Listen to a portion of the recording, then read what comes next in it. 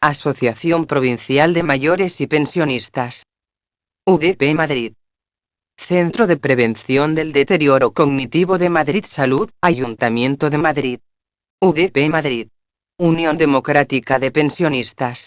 Centro de Prevención del Deterioro Cognitivo. Resiliencia en mayores. Tiempos del COVID.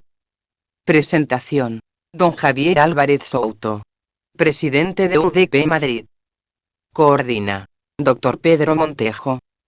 1. Definición. Concepto. ¿Qué es y qué no es resiliencia? Resiliencia individual y de grupo. Los acontecimientos vitales estresantes. ¿Cómo afrontarlos con resiliencia? Aplicación a los mayores. Dr. Pedro Montejo. Psiquiatra. 2. Factores implicados. Personalidad, patrones de conducta. Autoestima, introspección, creatividad, optimismo. Capacidad de relaciones sociales. ¿Cómo se construye la resiliencia en el individuo desde la infancia? La familia. Factores de riesgo y protectores. David Prada Crespo. Neuropsicólogo. Centro Integral de Atención Neurorehabilitadora, Grupo 5 CIAN. Madrid. 3. Contenido mental y resiliencia. Dr. Víctor López. Médico gerontólogo. 4. Resiliencia y mayores versus jóvenes. Periodo de aislamiento forzoso, soledad y resiliencia. Estudio de la Universidad Rey Juan Carlos. Dr. Andrés Losada Baltar. Catedrático. Universidad Rey Juan Carlos. 5. Intervención en resiliencia y trabajo con la soledad y el bienestar emocional, actuaciones específicas de Madrid Salud. Doctora Mercedes Montenegro, neuropsicóloga. Directora del Centro de Prevención del Deterioro Cognitivo. Madrid Salud. Ayuntamiento de Madrid. El doctor Víctor López, que es gerontólogo y que se ha formado en Alemania y en España y ha sido docente también en Alemania y en España. Ha sido director médico asistencial de centros gerontológicos en la Comunidad de Madrid. Es médico escritor de libros de autoayuda y de innumerables artículos médicos de divulgación y miembro de la Sociedad Española de Geriatría y Gerontología. Es responsable del área de salud de UDP Nacional y profesor e instructor de cursos sanitarios de UDP Madrid. Ahora, después de la intervención de David Prada, pues nos va a hablar Víctor López. El tema suyo es el tema del contenido mental y resiliencia. Y bueno, pues nos lo va a presentar pues cuando quieras, Víctor, cuando tú quieras ya.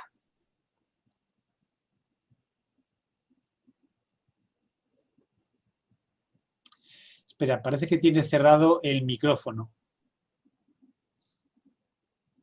Ahora, está abierto ahora, ¿no? Ahora. Perfecto, muy bien. Bueno, decía que hoy celebramos el Día Mundial de la Toma de Conciencia del Abuso y Maltrato en la Vejez. Eso yo creo que como antesala a lo que yo voy a decir, es algo que debemos tener muy en cuenta y que este mensaje, esta concienciación, se mantenga en el tiempo, con un carácter indefinido. Bueno, pues lo primero que yo quiero hacer es sencillamente agradecer al equipo organizador conjunto UDP Madrid y Centro de Prevención del Deterioro Cognitivo del Ayuntamiento de Madrid, Madrid Salud, y especialmente en este grupo organizador conjunto a Javier Álvarez Souto, presidente de UDP Madrid y colaborador en la conducción telemática de esta jornada, y también, por supuesto, a Pedro Montejo, que ha sido y que está siendo el coordinador de la misma, por su magnífica colaboración. Y asimismo también, por supuesto, agradecer pues que me hayan invitado a participar en esta jornada que está dedicada a la resiliencia de las personas mayores en tiempos de COVID, de la epidemia COVID, de la pandemia COVID. Bueno, como se ha dicho, mi ponencia lleva por título Contenido mental y resiliencia. Voy a hablar de la resiliencia en su relación con el contenido mental. Lo primero que quiero hacer es analizar brevemente lo que se entiende por resiliencia. Por supuesto que lo que yo diga, y por lo que yo he oído, va a ser bastante insignificante, dado la alta especialización de los ponentes precedentes, y como digo, pues dentro de la sencillez de lo que yo voy a decir, quiero decir que va a ser una exposición sencilla, comprensible y muy accesible a todos. Bueno, la resiliencia, desde mi punto de vista y de acuerdo con lo que yo he consultado, sería la habilidad de una persona para mantener un equilibrio estable durante un proceso de afrontamiento ante una situación traumática o adversa que se presenta o se puede presentar en cualquier momento a lo largo de nuestra vida. La resiliencia, en este sentido, no está reservada únicamente para personas excepcionales.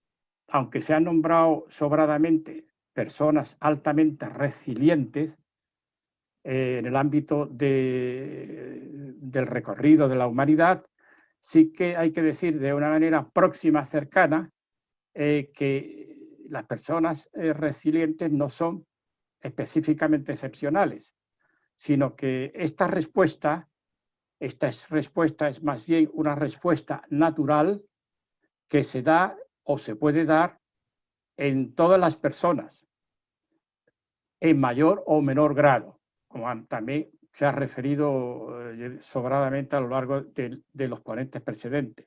Pero hay que matizar, y también como se ha dicho también, y en el ámbito concreto de las personas mayores, que las personas mayores, si no todas, porque es un grupo muy heterogéneo, algunas de ellas pues sí presentan una mayor vulnerabilidad por las situaciones deficitarias que se dan en ellas, que son de diversa índole, psicológica, social, familiar, económica, es decir, por diversas circunstancias que son atribuibles o que se asocian muy directamente a la vejez.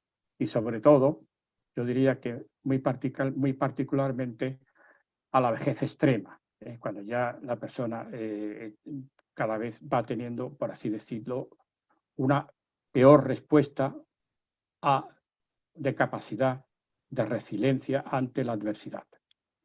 Bueno, las personas resilientes tienen ciertas características, muchas de ellas se han nombrado sobradamente. Suelen tender a recordar de manera selectiva hechos o episodios positivos de su memoria autobiográfica y tienden a obviar, a desterrar o a restarles importancia a los hechos o episodios negativos. Esto es muy interesante. En este balance, no solo ya estático que uno puede hacer a la vida como autoexamen, sino en ese balance dinámico sobre la marcha, las personas resilientes tienen esta capacidad de acordarse, apoyarse en lo positivo y de desterrar o olvidarse hasta donde pueden de lo negativo. Es decir, estas personas no se consideran víctimas o perdedores tras la influencia o tras la vivencia de una desgracia o de una adversidad. Ven las cosas con un cierto optimismo, se ha dicho también muy bien, y con un talante de entereza. De una manera, digamos, más bien sencilla y popular, se dicen a sí mismas cosas como esta. Pues hay personas que les ha ido peor que a mí. Este argumento, aunque es muy sencillo y es una simpleza, pues contiene mucho a favor de la persona resiliente. Esto que me ha ocurrido a mí, le puede ocurrir a cualquiera. Es otro argumento que sirve de apoyo. de apoyo resiliente. No hay mal, en este dicho popular, no hay mal que por bien no venga. Es decir, las personas resilientes manejan una cierta sabiduría optimista que hace que les permite pensar que tras la tempestad viene la calma, que las cosas son transitorias, pasajeras, y que después de este mal trago viene un buen trago. Yo diría también, ya para intentar resumir esto, que suelen sacar siempre experiencias positivas de los hechos o de los acontecimientos traumáticos o adversos vividos. Bueno, ejemplos de personas resilientes, ya lo han nombrado aquí sobradamente, yo no me voy a meter en ello. Se ha nombrado, y con gran placer por mi parte, a Viktor Frankl, que fue un personaje resiliente magistral, que debe seguir de modelo y de imitación, y que resulta que a él se le atribuye, hay una frase, eventos traumáticos o adversos vividos. Hay una frase que se me ha quedado muy grabada de este autor, y es cuando dijo que el hombre que se levanta es más fuerte que el que no ha caído aún. Es interesante, no presta atención a no caer, sino que el levantarse de nuevo ante una adversidad, ante un contratiempo importante, lo hace a uno más fuerte. Por otra parte, recuerdo también otra frase de otra persona resiliente, que no se suele nombrar mucho, y fue Sigmund Freud, el padre del psicoanálisis, y dijo esta frase curiosa también. Dijo, tuve suerte en la vida, nada me fue fácil. Es interesante siempre observar que la resiliencia no es ni más ni menos que una reconversión de lo negativo a lo positivo. Bueno, ahora ya entrando un poco más en la parte del contenido mental, y quiero hablar un poco del cerebro, cosa muy compleja y muy difícil, y para hacerlo comprender bien, quiero hacer como una especie de símil, y el cerebro viene a ser como un ordenador altamente sofisticado, y que está compuesto, como sabemos, ya incluso hasta los no entendidos, por el hardware y el software. Bueno, pues el hardware sería el cerebro como tal, pero entendido como masa encefálica, la parte de la masa encefálica, las estructuras y los tejidos nerviosos, que se observan perfectamente en un análisis anatómico, y el software serían los programas del ordenador, los distintos programas, que se traduciría o se correspondería con el proceso mental, y lo que el proceso mental genera en cada momento al vivir. Y ese producto generado por el proceso mental, que es algo ya más bien de tipo funcional, dinámico, serían los elementos como pensamientos, emociones, sentimientos y todos los elementos que están contenidos en la mente humana. Bueno, el contenido mental, sin profundizar uno muy directamente en esta materia, se puede considerar desde un punto de vista práctico, se puede considerar muy importante, como aprecian los psicólogos y los neuropsicólogos, y es un condicionamiento importante y determinante en la conducción, trayectoria vital, incluso me permito decir, en el destino de las personas. A este respecto, recuerdo unas frases elocuentes. Marco Aurelio, emperador y filósofo de Roma, de la antigua Roma, decía que la vida es o está hecha de lo que los pensamientos hacen de ella. Por su parte, Isócrates, orador ateniense, dijo: una colección de pensamientos nobles, máximas y de ideas elevadas valen más que todas las riquezas. Todo esto pone de manifiesto, pone en alto valor el contenido, el gran valor que tiene el contenido mental en el curso vital.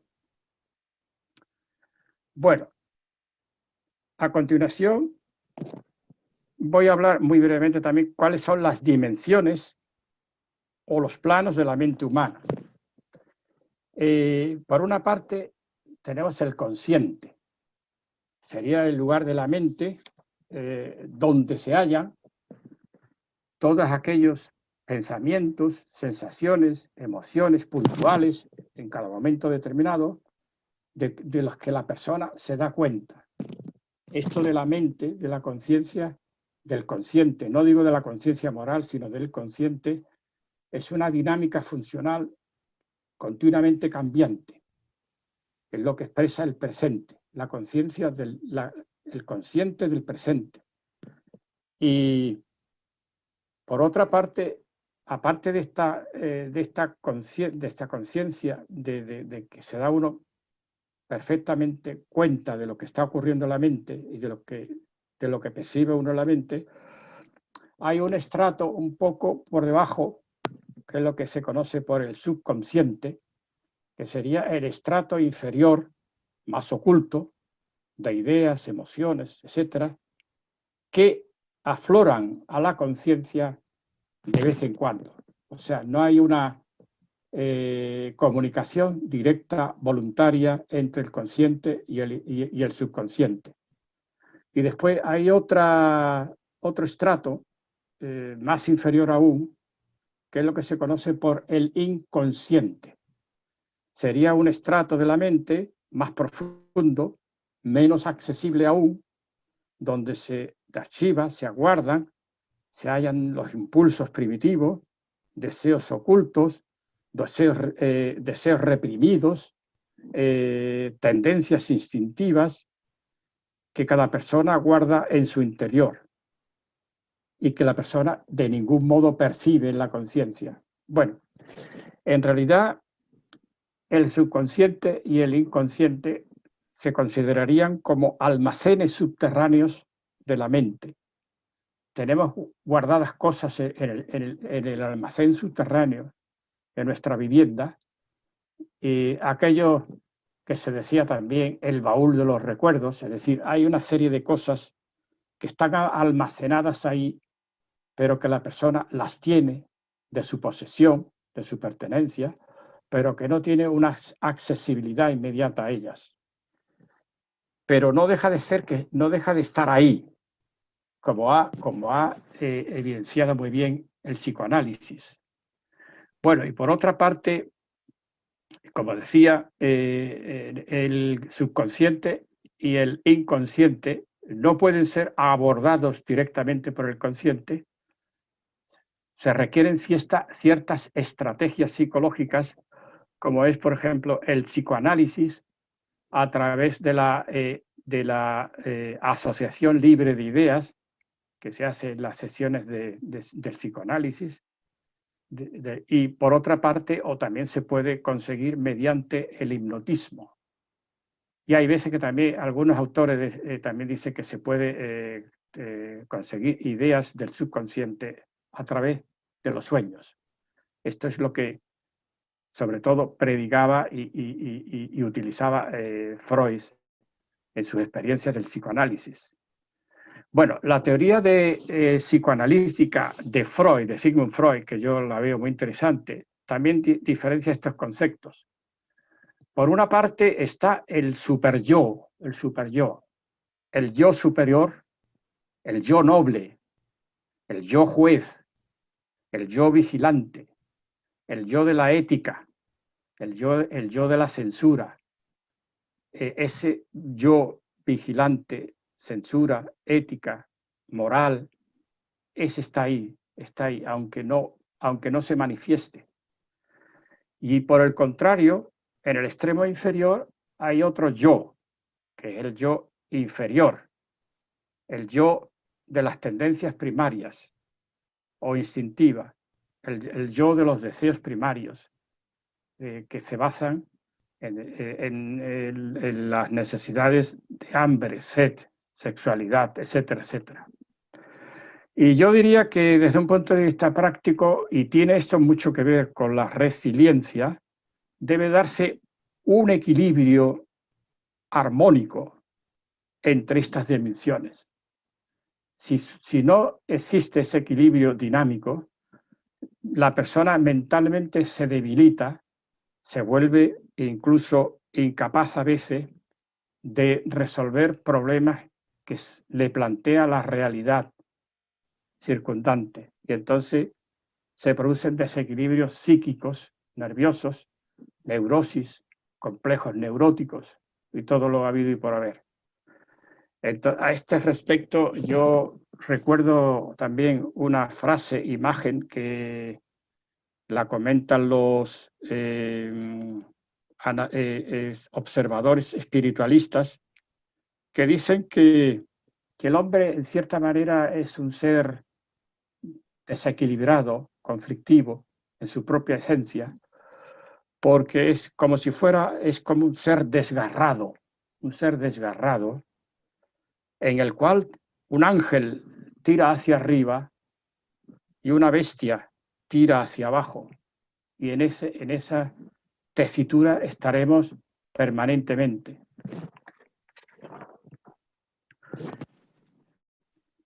A continuación voy a referir a cómo se puede reforzar o tener bien preparada una buena respuesta de resiliencia ante situaciones adversas. Bueno, se puede recurrir a los distintos medios. Muchos de ellos ya se han nombrado sobradamente.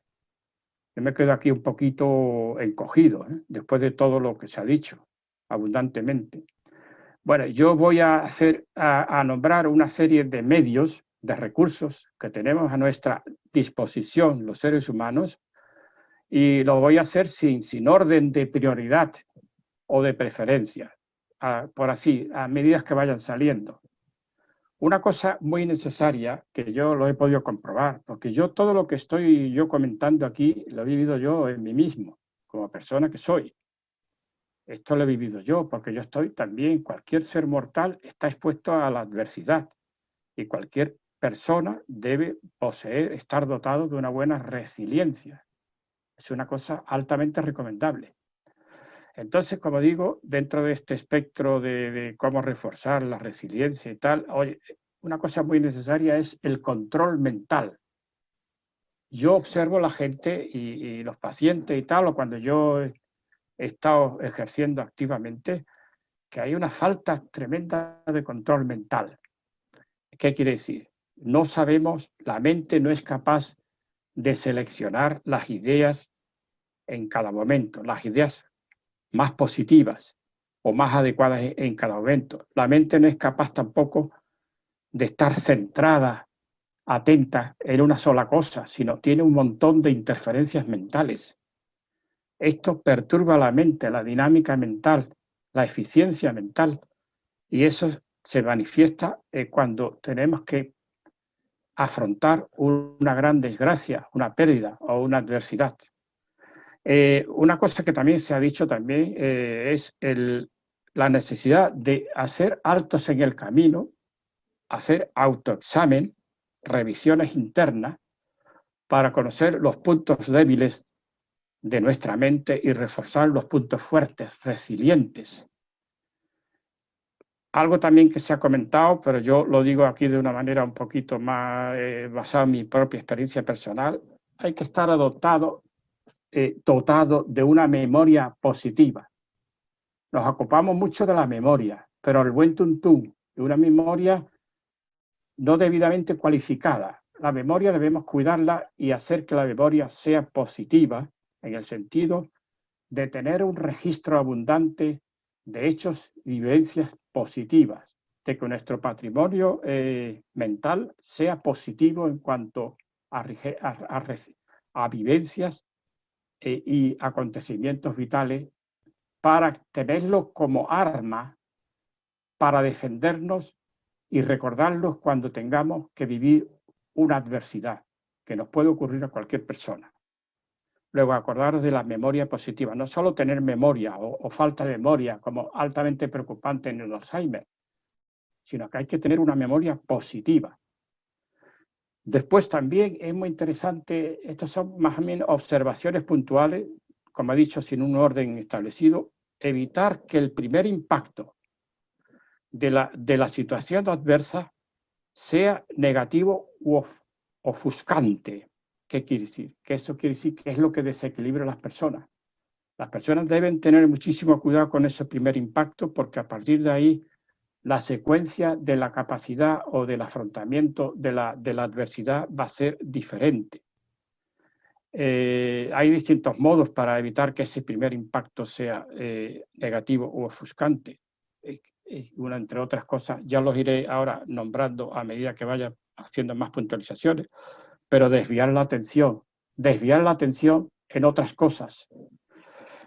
Hay también un procedimiento muy interesante que se debe usar cuando se está en una situación adversa o que sea atosigante o altamente perturbadora, y es la catarsis humana. La catarsis, ¿qué quiere decir? Es un desahogo afectivo, emocional, con otras personas. Necesitamos a otras personas.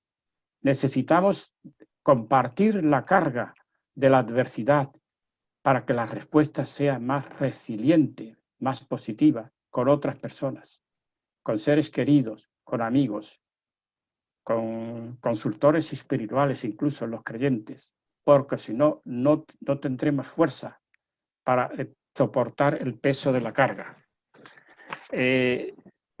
La lectura de buenos libros, los libros, nuestros buenos amigos los libros, que nos aportan tanto.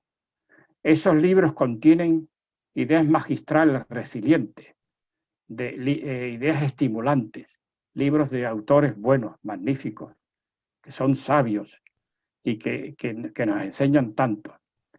Después, ya se ha dicho también, y me ha gustado mucho, pues se ha dicho que otro procedimiento y otra invitación que se hace es la de imitación de personas ejemplares, resilientes. Esto lo debemos tener en mente continuamente, no de vez en cuando, sino continuamente, permanentemente en mente, porque estas herramientas son indispensables cuando se presenta la adversidad. Y entonces, aparte de los ejemplos de personajes famosos que ha habido, Martin Luther King, Nelson Mandela, Mahatma Gandhi, hay uno que no se ha nombrado y que a mí me fascina mucho, que fue Sócrates, el filósofo Sócrates griego, que dio un ejemplo magnífico aceptando la muerte ante sus discípulos. Todos estos personajes son importantísimos, debemos llenar la mente y la memoria de estos personajes. Y no solo personajes famosos de la historia, sino también tener la capacidad de observación, de ver a nuestro alrededor, dentro de nuestros familiares. Puede haber gente muy resiliente, gente sencilla, incluso que no tiene por qué ser culta, gente sencilla, y pueden ser ejemplos de resiliencia. Mi abuela, uno que dice que mi abuela me enseñaba y me decía la entereza que tenía en aquellos tiempos difíciles durante la guerra civil, y la entereza que tenía. Mi madre, que crió a los hijos sola porque se quedó viuda. Son ejemplos resilientes que están ahí cercanos en nuestro alrededor. Bueno, otra cosa como que tiene algo que también es desconectarse del foco perturbador de la adversidad a través de, por ejemplo, un ejemplo práctico muy interesante es en la práctica del voluntariado. La práctica del voluntariado, el hacer bien a los demás, se hace olvidar uno de la propia desgracia, de la propia adversidad. Aumentar el caudal de ideas positivas y fortalecientes, aumento de la riqueza mental y espiritual. Esto lo debemos tener como una meta permanente, como seres sometidos a un desarrollo personal progresivo que tiende a la perfección. Esto debemos mantenerlo, aumentar la riqueza mental y espiritual a través de la meditación, de la repetición de ideas positivas en la mente, de la captación de frases célebres, anotar las frases célebres de los eminentes autores. Es una riqueza, como decía Isócrates, estas frases célebres del autor valen más que todas las riquezas. Otro método también que debe utilizarse es la sublimación. La sublimación es desviar los efectos negativos o traumáticos de la crisis traumática o adversa hacia otras fuentes, hacia otras actividades gratificantes o que produzcan bienestar. Voluntariado, ya lo he dicho, actividad artística, refugiarse en la actividad artística, en la actividad musical, en la actividad como escritor. Hay escritores que suelen sobrellevar muy bien la adversidad, las molestias, las enfermedades, escribiendo, entregándose a la escritura. Cuando todo falle, apoyarse en la dimensión humanista, filosófica y espiritual. Es decir, que hay como niveles. Los seres humanos tenemos niveles. Hay veces que los niveles más bajos van fallando ante una alta desgracia y tenemos que recurrir a niveles más elevados. Por ejemplo, esto a nivel de humanista, toda la cuestión filosófica. Tenemos que ser filósofos, en cierta manera, porque la filosofía también nos ayuda a elevarnos un poco por encima de la crudeza de la realidad. Y no digamos nada, yo no estoy aquí para hablar de ninguna religión concreta, pero hay creencias religiosas que ayudan muchísimo en superar la adversidad, como es, por ejemplo, el cristianismo, a través de la oración, a través de la creencia en la providencia divina, como creen los cristianos, que es que toda la cosa es transitoria, todo puede conducir a un mundo mejor, a una vida mejor. Esto todo reconforta mucho, apoya mucho a la persona que está en una situación de adversidad grave. Bueno, aparte de esto, que es la parte mental, contenido mental, yo diría que hay que acordarse siempre que hay que cuidar simultáneamente el cuerpo, el cerebro y los nervios. Lo digo esto en la vertiente también como médico. A través de una nutrición adecuada, que cuando hay una situación de adversidad sería antitensional. Un ejercicio físico con un cierto estímulo aeróbico. Los paseos y las caminatas ayudan muchísimo para descongestionar la mente y para hacer que la persona poco a poco, a través del efecto de la caminata y de la liberación de por una mejora del estado nervioso y psíquico, la persona se pueda liberar de las preocupaciones. La respiración abdominal sedante, que no se practica en periodos de crisis, como practican los yogis de la India. Todo esto debemos asimilarlo, debemos traerlo al mundo occidental, porque ayuda muchísimo en combatir y en sedarse uno cuando uno está tenso. La propia relajación, el sueño reparador, hay que buscar el sueño reparador.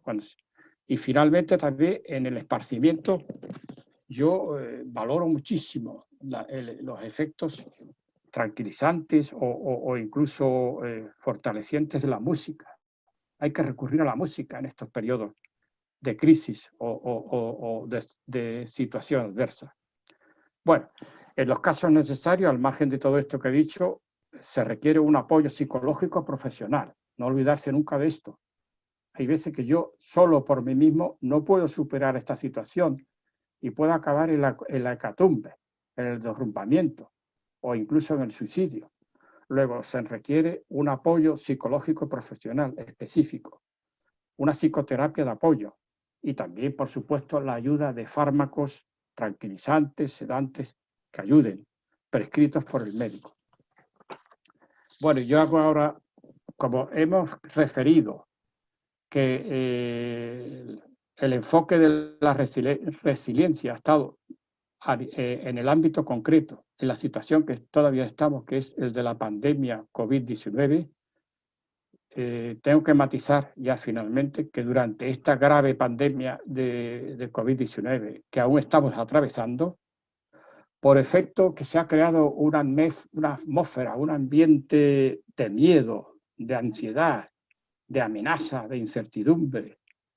Los desórdenes psiconerviosos han aumentado en los ciudadanos y por tanto aflora muchísimo más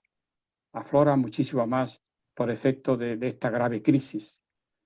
Por lo que yo diría, como enseñanza, a deducir que no solo en relación a lo de la pandemia del COVID-19, sino también cualquier situación crítica que amenace no solo a los individuos, sino a la propia sociedad en general, que habría que extremar en esos casos de crisis amenazante, habría que extremar el seguimiento de los consejos que yo he aportado a lo largo de mi ponencia, muchísimo más, para estar preparado y para afrontar bien dichas crisis. Asociación Provincial de Mayores y Pensionistas.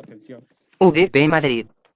Centro de Prevención del Deterioro Cognitivo de Madrid Salud, Ayuntamiento de Madrid. Víctor, realmente nos has presentado como un tipo de vida, ¿no? Y un modo de vida. Y nos has traído lo que es al día a día de la resiliencia y cómo conseguir ser resilientes. Gracias.